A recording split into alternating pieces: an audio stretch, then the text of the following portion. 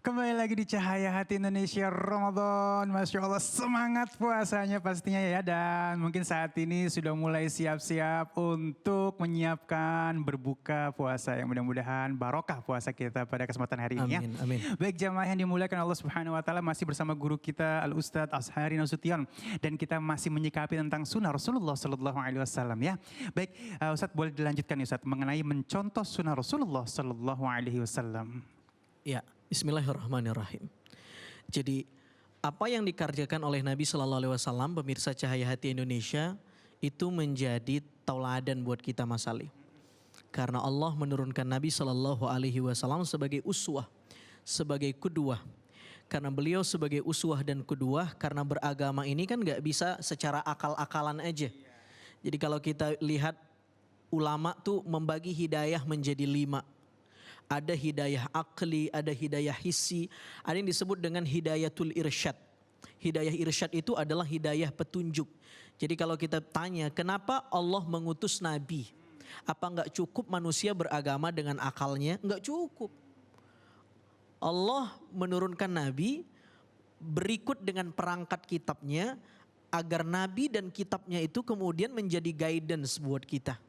Agar kita nggak salah dalam beragama. Kenapa akhir-akhir ini misalnya ada banyak ajaran yang mengaku Islam tapi hakikatnya keluar dari koridor Islam. Ada yang ngaku Nabi, ada yang pernah ngaku jadi malaikat, malaikat Jibril. Saya nggak pernah dengar tuh ada yang ngaku jadi malaikat Israel gitu ya. Ngeri juga tuh. Saya malaikat Israel, untung ngakunya Jibril ya. Kalau malaikat Israel kita takut juga. Ya. Salah-salah kalau dia nggak suka dicabut nyawa kita. Nah, kenapa terjadi kesalahan dalam memahami sendi-sendi beragama? Karena mungkin beragamanya secara akal. Di mana akal tidak mampu kemudian menelusuri apa yang dikehendaki oleh Allah. Karena itu Allah menurunkan Al-Quran sebagai satu paket dengan nabinya untuk mengguidance kita itu. Karena itu salah satu fungsi Al-Quran dan Nabi itu apa? Hudan. Dia petunjuk. Dalam petunjuk itu ada ibadah sunnah, ada ibadah wajib. Ini loh kaifiyahnya, begini loh tata caranya, begini loh rambu-rambunya. Bayangkan kalau nggak ada Nabi. Bayangkan kalau Al-Quran gak turun.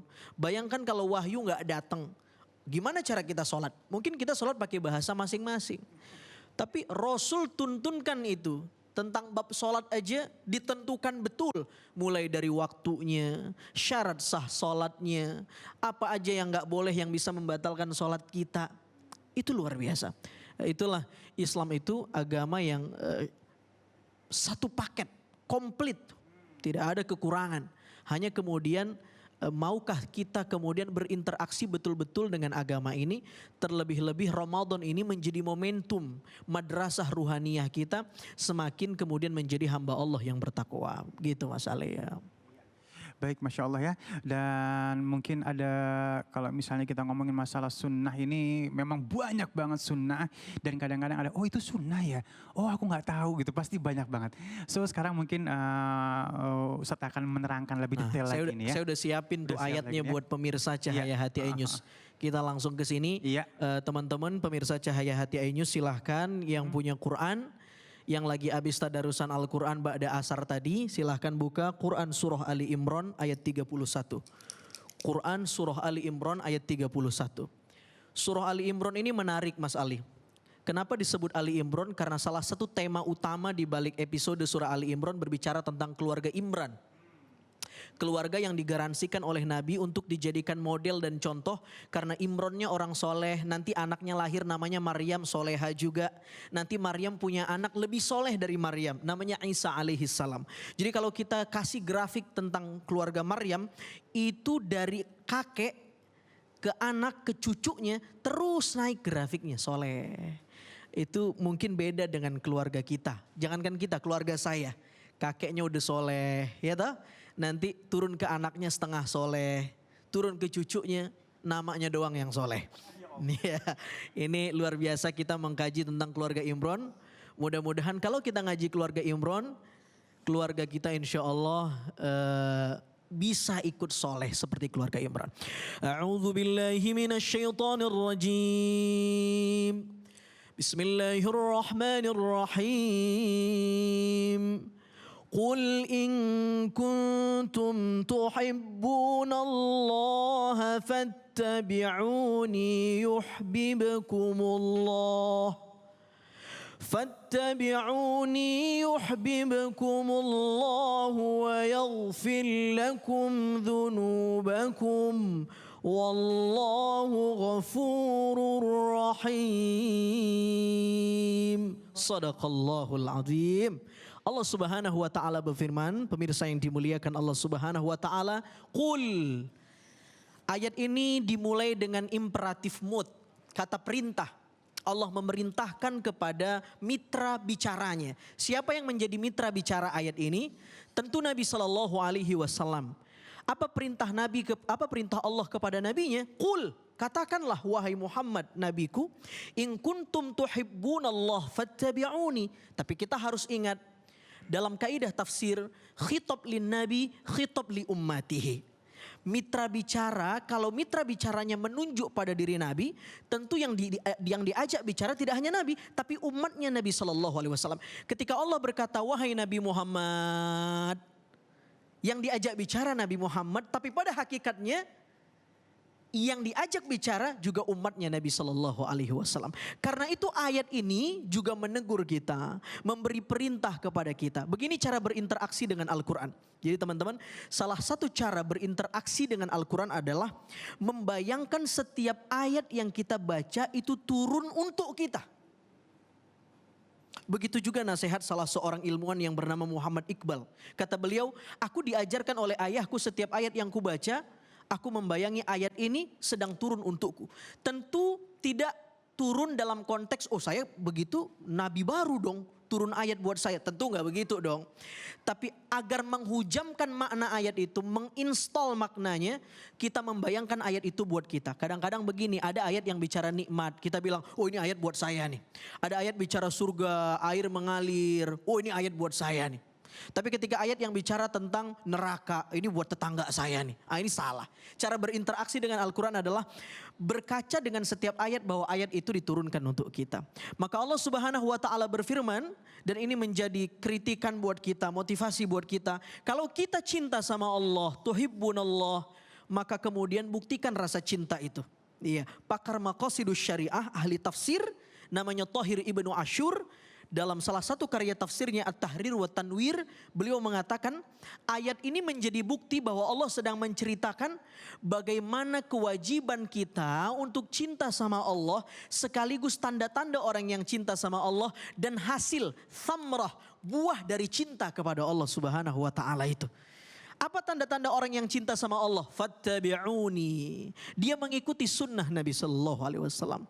Dia mengikuti apa yang diperintahkan oleh Nabi Sallallahu Alaihi Wasallam, meski yang diperintahkan Nabi tidak dia sukai. Atau dia meninggalkan apa yang dilarang oleh Nabi, meski yang dilarang oleh Nabi itu dia sukai. Fattabi'uni. Maka kalau kita udah ngikutin Nabi nih, kalau kita udah ngikutin Nabi, garansinya, thamrahnya, buahnya, hasilnya, doman, garansi yang diberikan Nabi adalah lewat ayat ini, yuhibbukumullah. Apa tuh? Allah cinta sama kita. Nah kalau Allah udah cinta sama kita, apapun Allah berikan buat kita. Yang kedua paling penting, wa yaghfir lakum dzunubakum. Allah ampunin dosa kita. Bayangkan betapa banyak dosa kita pemirsa. Dosa lahir, dosa batin. Iya, dosa sengaja yang gak sengaja. Dosa besar, dosa kecil, banyak banget dosa kita.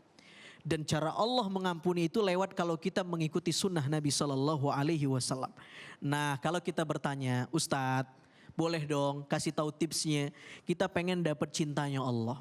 Kita pengen diampuni Allah. Ayat tadi kan ngasih syarat ngikutin Nabi. Kalau gitu apa aja yang kami harus ikut atau kita harus amalkan. Seperti amalan Nabi di bulan Ramadan ini khususnya. Ada beberapa. Satu. Kita balik ya. Ada beberapa yang harus kita contoh dari Nabi Shallallahu Alaihi Wasallam selama Ramadan. Yang pertama, ya,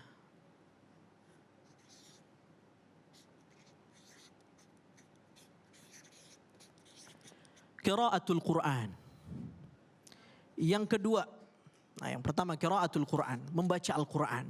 Tentu membaca Al-Quran ini tidak hanya sekedar membaca. Dalam riwayat yang sahih, Karena Rasul sallallahu alaihi wasallam yalqahu Jibril fi kulli lailatin min Ramadan fayudarisuhul Quran. Setiap malam Ramadan Jibril turun menemui Nabi, apa yang mereka lakukan? Fayudarisuhul Quran. Jibril dan Nabi Muhammad alaihi wasallam kemudian saling mendaras Al-Quran, saling mengkaji Al-Quran. Ini luar biasa. Ini pemirsa udah berapa juz sekarang? Udah masuk juz berapa? Mas Ali juz berapa? 8. Masya Allah. Ada pemirsa yang di rumah udah masuk juz 29 dia. Masya Allah. Karena mulainya dari juz 30. Ya Allah. Iya.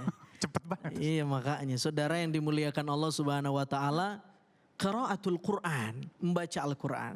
Nah membaca Al-Quran itu kalau bisa kalau udah hatam ayatnya, hatamin terjemahannya. Nah itu dia tuh. Kalau udah hatamin terjemahannya, hatamin tafsirnya. Aduh. Jadi stepnya dapat, levelnya meningkat. Iya. Selama ini kan mungkin target kita bagaimana cepet-cepet hatam ayatnya. Tapi ketika ditanya mapping ayatnya tahu enggak?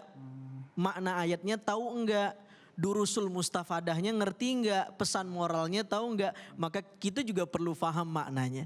Yang kedua, selain sunnah Nabi yang terkait Ramadan membaca Al-Quran pemirsa. Yang kedua adalah sodakoh. Memperbanyak sodakoh. Sodakoh ini penting juga ini. Luar biasa. Apalagi pada masa pandemi corona ini, di mana kita butuh berbagi empati kepada saudara-saudara kita. Dalam riwayat yang sahih dikatakan adalah Nabi Shallallahu Alaihi Wasallam ajwadun nas, orang yang paling dermawan. Terlebih-lebih kalau di bulan Ramadan, begitu dermawannya Nabi Shallallahu Alaihi Wasallam. Ya, apapun yang bisa kita lakukan dan berikan sekecil apapun, misalnya ngasih takjil buat orang yang berpuasa. Nabi menjanjikan siapa yang memberi iftar kepada orang yang berpuasa, kana lahu mithlu ajrih, maka pahalanya buat orang yang memberikan takjil sama pahalanya dengan orang yang puasa. Ustadz kalau gitu saya gak usah puasa deh, ngasih takjil aja deh. Itu salah juga. Ya, ngasih takjil aja pahalanya sama, apalagi yang ngasih takjil sama-sama puasa. Double pahalanya. Yang ketiga, saudara yang dimuliakan Allah, salah satu sunnah Nabi adalah takjil. Takjil dan takhir. Takjilul iftar, menyegerakan berbuka. Ini sunnah Nabi di bulan Ramadan yang menjadi sunnah favorit bagi orang Islam kalau puasa. Iya, kalau udah mau berbuka di setel TV mana yang paling cepat azannya. Ternyata iNews, karena ustadznya udah standby buat azan. Hari ini Syekh Fikri. Tapi jangan lupa takhirus sahur, mengakhirkan sahur. Kadang-kadang kita nggak mau dapat keberkahan sahur. Kadang-kadang apa yang kita lakukan? Kita makan sahurnya di jamak takdim, ba'da tarawih, kita sahur. Abis itu tidur. Kenapa? Biar gak bangun-bangun Ustadz. Nanti subuhnya jam 6 aja. Kita gak dapat keberkahannya. Padahal ada keberkahan di sahur. Ada waktu prime time sama keluarga. Kita ngobrol sama anak di sela-sela sahur. Ini luar biasa. Saudara yang dimuliakan Allah Subhanahu Wa Taala, banyak banget ini Mas Ali. Salah satunya qiyam juga. Qiyam Ramadan. Man qama Ramadana imanan wahtisaba ghufira lahu ma taqaddama min dzambi. Siapa yang melakukan qiyam Ramadan? Apa yang dimaksud dengan qiyam Ramadan? Tarawih. Namanya aja qiyam Ramadan. Tidak dinisbahkan dengan bulan Ramadan. Satu-satunya qiyam yang ada di bulan ini ya tarawih. Kerjakan tarawih. Alhamdulillah Mas Ali, pemirsa. Saya nggak pernah dengar hari ini berita orang cekcok debat khilafiyah jumlah tarawih ya 11 apa 23. Nggak ada di tahun ini. Mungkin gara-gara efek corona juga. Nggak seperti tahun-tahun kemarin. Tiap puasa Ramadan datang ada aja tuh problematika fikih. Ya, yang musiman salah satunya berapa jumlah tarawih yang paling afdol. Sekarang nggak ada. Saya nggak tahu apa emang semua nggak tarawih kali. Tapi enggak lah, insya Allah. Nabi cuma bilang, man qama Ramadan. Siapa yang melakukan qiyam Ramadan? Nabi nggak nyebut berapa rakaatnya. Nabi cuma bilang, siapa yang qiyam, imanan wahtisaban, berqiyamnya dengan iman dan mengharapkan pahala Allah, maka ghufira lahu ma taqaddama min dzambi. Jadi jangan perdebatin lagi tuh berapa rakaatnya. Yang paling penting mau 11, mau 23 sama-sama imanan, dilakukan dengan iman, wahtisaban dan mengharap pahala ampunan dari Allah Subhanahu wa taala. Pemirsa, ada banyak sunnah tapi inilah salah satunya. Ada itikaf, ada taharru Lailatul Qadri, mencari Lailatul Qadar dan lain-lain. Mudah-mudahan bermanfaat. Hadanallahu wa iyyakum ajmain. Baik, Masya Allah, luar biasa ya. Kita masih ada waktu nih Ustadz.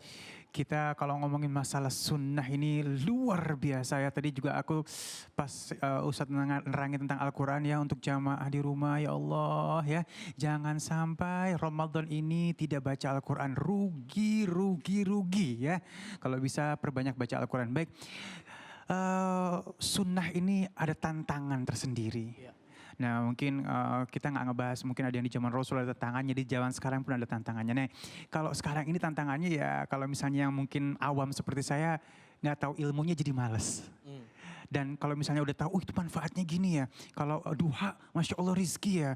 Terus kalau misalnya tahajud Allah turun ya. Dikabul doa ya. Terus kayak tadi dimatiin lampu, hilang.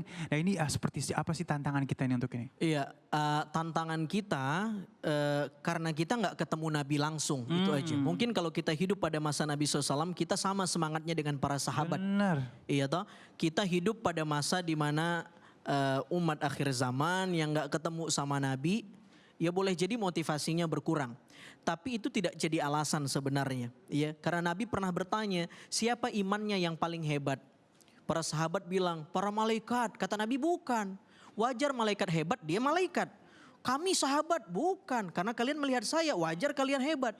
Tapi yang paling hebat itu adalah mereka. Qaumun yaji'una min ba'di walam yarawni. Mereka yang datang setelah aku udah gak ada, udah wafat. Tapi mereka beriman denganku, kata Nabi SAW. Siapa mereka? Insya Allah kita yang ada di sini. Amin ya Allah. Umat Islam hari-hari ini, insya Allah. Karena itu kita harus tetap melakukan ibadah-ibadah yang dituntunkan oleh Nabi SAW. Tapi mungkin begini Mas Ali, saya punya tips buat pemirsa yang ada di rumah.